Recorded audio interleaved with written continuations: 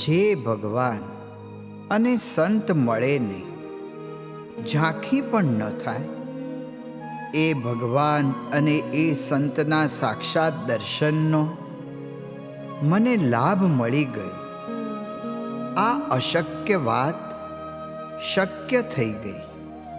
કોઈ દિવસ બને નહીં. નિષ્કાળ સ્વામી કહ્યું, ક્યાં કીડીને ક્યાં હાથી, કીડીને હાથીને મેળાપ ક્યાંથી થાય? આ જીવને બ્રહ્મને સાથે મેળાપ ક્યાંથી થાય?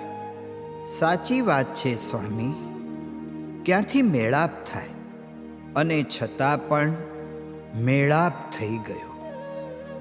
પરબ્રહ્મ પુરુષોત્તમ નારાયણ સર્વોપરી ભગવાન એવા શ્રીજી મહારાજ અને તેમના અખંડ ધારક એવા અક્ષર બ્રહ્મ સત્પુરુષની પ્રત્યક્ષ પ્રાપ્તિ, તેમના સાક્ષાત દર્શન, આપની આ અકારણ કરુણા વર્ષાથી અમે કાયમ કૃતાર્થ થયા છીએ, ધન્ય થયા છીએ.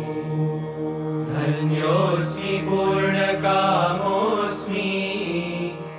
निष्पापो निर्भयः सुखी अक्षरगुरुयोगेन स्वामिनारायणाश्रयात्.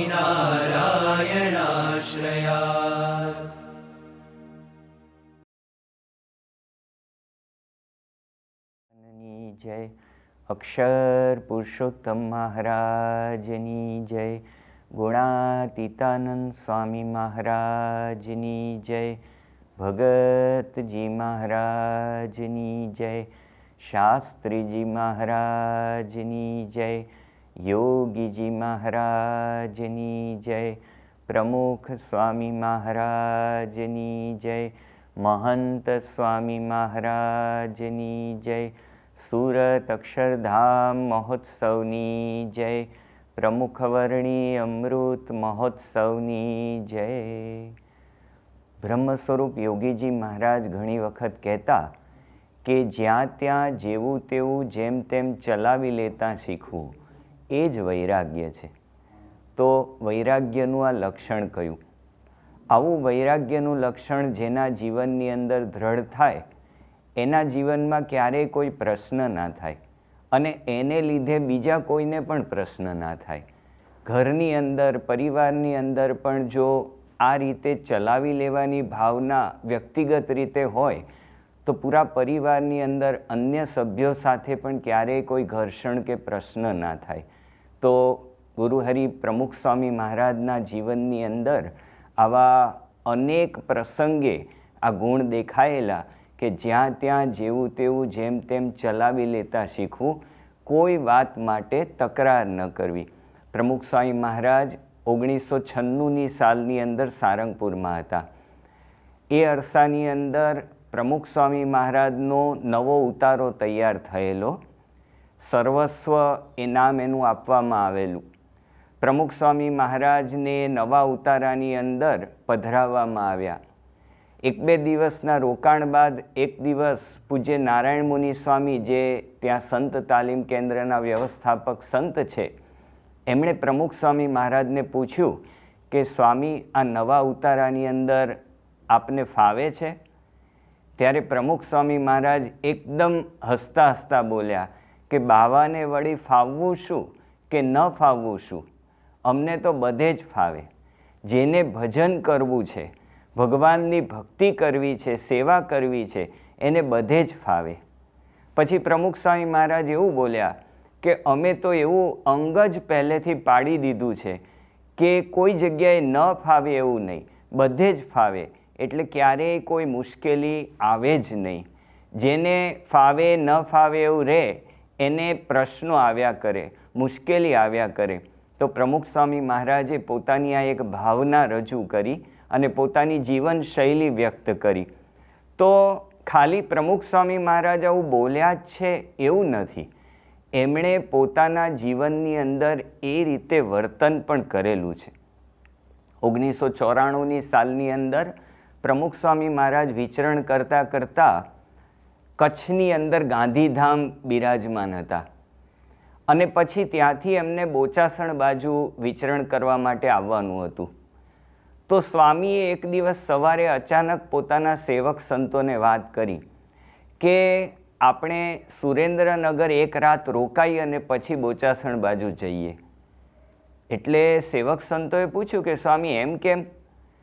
ત્યારે પ્રમુખ સ્વામી મહારાજે પોતાની રુચિ વ્યક્ત કરી કે શાસ્ત્રીજી મહારાજના વખતના જૂના હરિભક્ત ત્રિકમભાઈ એ સુરેન્દ્રનગર પોતે રહે છે અને એ થોડા સમય પહેલાં ધામમાં ગયા છે.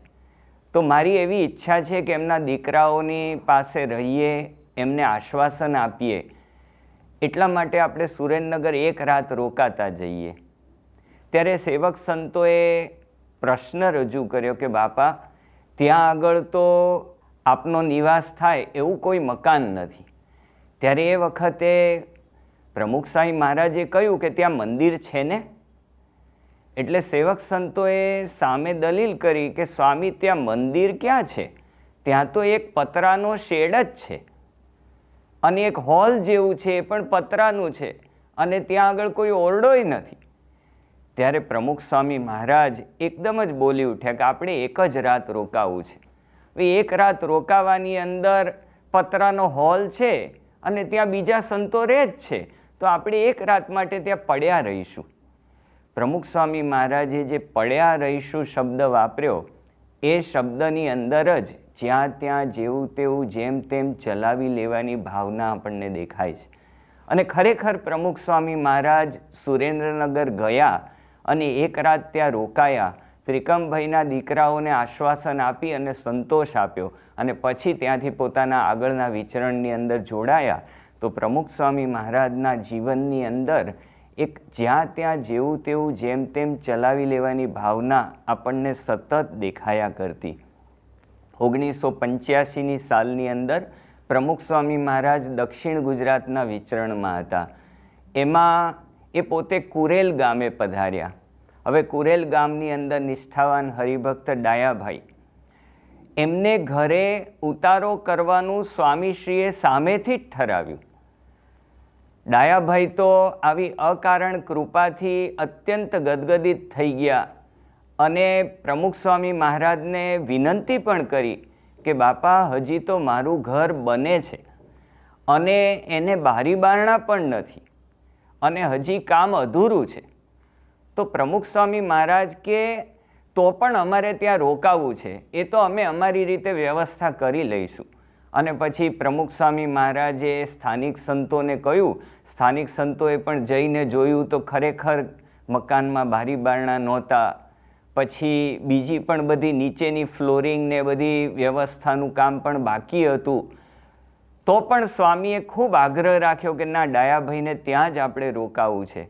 એટલે પછી ન છૂટકે તાત્કાલિક એ બારી બારણાને પેલા ગાદલા અને રજાઈઓ ભરાવી અને બંધ કરવામાં આવ્યા.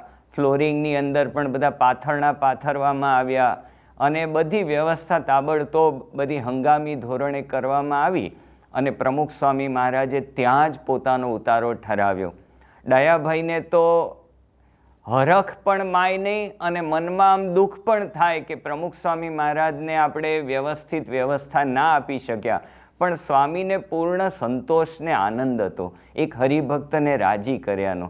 તો પ્રમુખ સ્વામી મહારાજ જાહેર સભા અને બધા સત્સંગલક્ષી કાર્યક્રમ પૂર્ણ કરી અને પોતે પોતાના ઉતારે આરામ કરવા માટે આવ્યા. ત્યારે એક સેવક સંત એ સ્વામીનું ગાદલું પાથરી અને એને જરા ઝાપટીને સ્વચ્છ કરી રહ્યા હતા. ત્યારે પ્રમુખ સ્વામી મહારાજે એમને પૂછ્યું કે શું કરો છો? તો કે સ્વામી, આ રજાઈની અંદર બધી ધૂળ ભરાયેલી છે, કારણ કે મકાન હજી બંધાય છે એટલે ઘણી બધી ધૂળ આજુબાજુ છે, એટલે ગાદલામાં પણ ધૂળ છે, એટલે ધૂળ ખંખેરું છું. સ્વામી કે ધૂળ ખંખેરો છો? પછી હસતા હસતા એકદમ જ સ્વામી બોલ્યા કે આ શરીર એ ધૂળનું જ છે ને, તો ધૂળ ભેગી ધૂળ. ખરેખર પ્રમુખ સ્વામી મહારાજ જે આ બોલ્યા છે ને, એવી જ રીતે જીવન પર્યંત વર્ત્યા છે. ધૂળ ભેગી ધૂળ, આ શરીરને પોતે ધૂળ જેવું જ માનતા અને એની પાસે એક સાધનની જેમ કામ લેતા.